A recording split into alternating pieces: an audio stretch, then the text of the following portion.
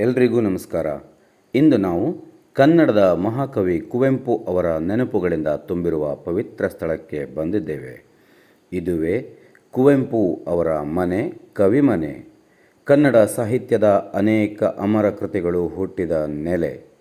ಈ ಪವಿತ್ರ ಮನೆಯೊಳಗೆ ಪ್ರವೇಶಿಸುತ್ತಿರುವಂತೆಯೇ ಸಾಹಿತ್ಯದ ಸುಗಂಧ ಮತ್ತು ಇತಿಹಾಸದ ಹಿರಿಮೆಗಳು ಮನಕ್ಕೆ ತಟ್ಟುತ್ತವೆ.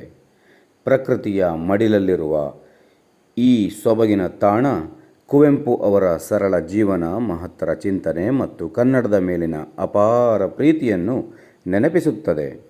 ಇಲ್ಲಿನ ಪ್ರತಿಯೊಂದು ಕೋಣೆಗಳು ಪುಸ್ತಕಗಳು, ಬರಹಗಳ ನೆನಪುಗಳು ಹಾಗೂ ಅವರ ಜೀವಮಾನದ ಕಥೆಯನ್ನು ಹೇಳುತ್ತವೆ.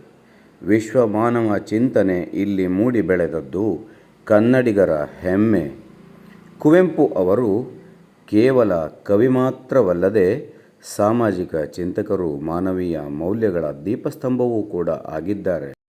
ಈ ಕವಿಮನೆಯು ಕನ್ನಡ ಸಂಸ್ಕೃತಿ, ಸಾಹಿತ್ಯ ಮತ್ತು ಪರಂಪರೆಗಳ ಜೀವಂತ ಸಂಕೇತವಾಗಿದೆ. ಒಮ್ಮೆ ಭೇಟಿ ಕೊಡಿ.